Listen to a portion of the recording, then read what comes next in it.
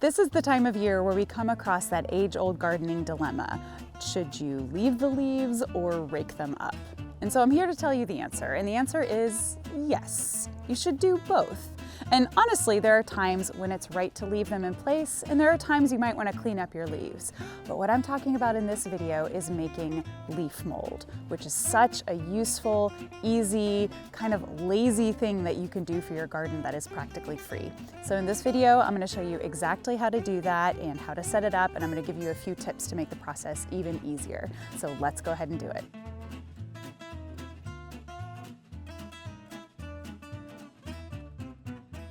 First of all, what is leaf mold? I had this question when I was a beginner gardener because it was confusing. You know, what's the difference between leaf mold and compost and mulch and all of these different things? So basically, leaf mold is a type of compost, but there are some really key differences. So regular compost might include some leaves, and that's a part of the mixture, but you have dead leaves and other brown material that is carbon-based, and you mix that with green things like grass clippings and kitchen scraps, and those together are broken down by bacteria, and this makes this really nutrient-rich compost. It's a hot process. It builds up a lot of heat. It takes air and water to feed the bacteria that breaks down the compost, and it does happen much quicker. But as you know, you use that all over your garden. It adds nutrients to the soil, it improves the structure of the soil. Compost is amazing. So leaf mold is different. It is still composted, broken down organic material, but it's just leaves. It's just that carbon, the brown part of regular garden compost. What that means is it's not bacteria that breaks it down, but it's fungi.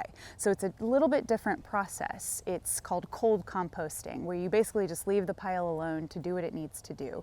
And what it results in, because the leaves are already dead, they've already been used up by the tree, leaf mold is not a really good source of nutrition. It's not a fertilizer. It doesn't have those nitrogen, phosphorus, potassium macronutrients that our plants need.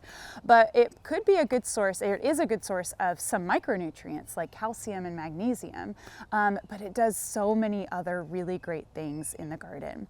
So once the leaf mold has completely finished breaking down and it's that beautiful black, moist, crumbly leaf mold, you can add it to the soil as a conditioner. It's something that's going to enhance the quality of the soil. It adds water retention. I read that leaf mold can hold up to like 500% of its weight in water, so it improves moisture retention. It also improves aeration, so airflow through the soil. Soil microbes love this stuff. It's really healthy for the microbiome of the soil, which does so many wonderful things for your plants. Among other things, it can help your plants be more disease resistant and can help the soil get rid of or fight off soil-borne diseases. You can use it as a mulch even before it's completely finished. It's a wonderful mulch. It's a great insulation for the soil to keep the temperature regulated and to keep the moisture level even. You can even use it as a peat moss substitute in things like potting mixes or in a seed starting mix. It's a really great alternative to that. And did I mention it's free? So what's not to love about making leaf mold? On top of all of those really great reasons to make leaf mold and use it in your garden, it's also just incredibly easy to do. Once you set up a place to put it, you basically leave it alone and let nature do what it needs to do. So it's one of the easiest things you can do in your garden. So let's go ahead and set up our bin of where we're going to be putting the leaf mold.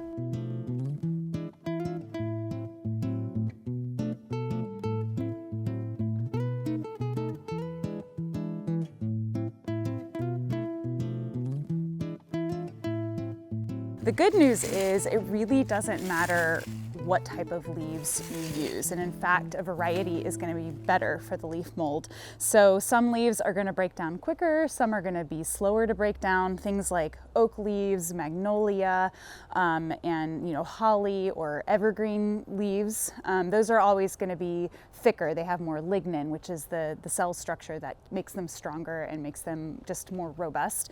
They're going to take longer to break down, but that's going to add different things to the leaf mold as opposed to thinner, like lighter leaves like maple, or I've got some leaves from my apricot tree. These are going to break down really quickly. So a variety is good. You can even use pine needles, although it's a good idea to keep those in a separate pile. So often when I have the pine trees in my yard kind of dump a lot of their pine needles at once.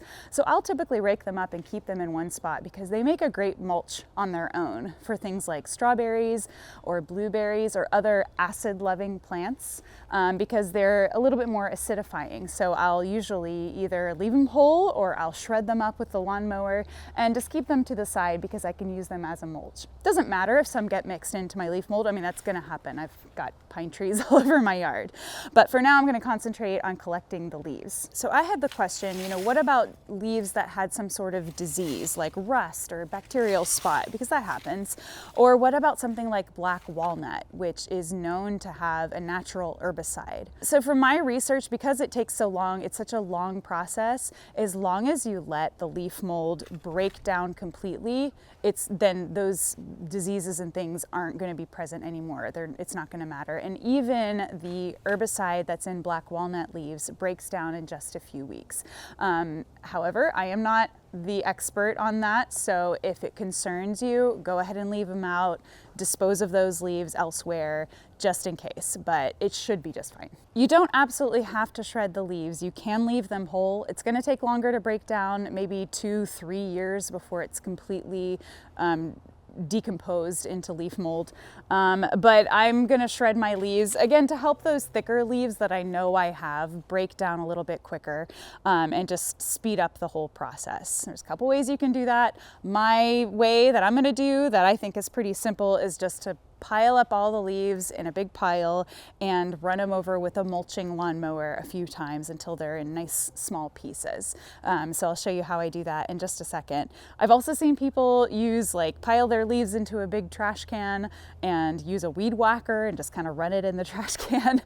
Use caution if you do that. I haven't tried it. I would use eye protection because things are going to fly. But basically you don't have to shred it, but if you want to speed along the process, you might want to go ahead and shred the leaves.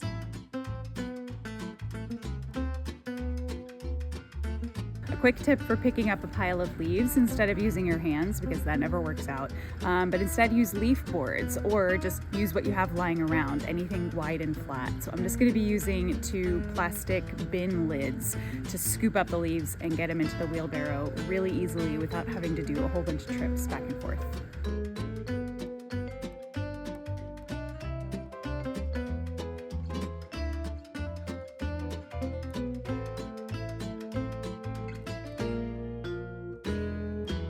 So I've shredded and gathered up a whole bunch of leaves, and I made sure to water it between layers. That's really important because there's a few things you can do to make this process work better and work faster, and that's one of them, is making sure that you're keeping it moist and that you have those layers of moisture kind of mixed into everything, and that's going to speed the process up. Another thing is to just make sure that you pile it high enough.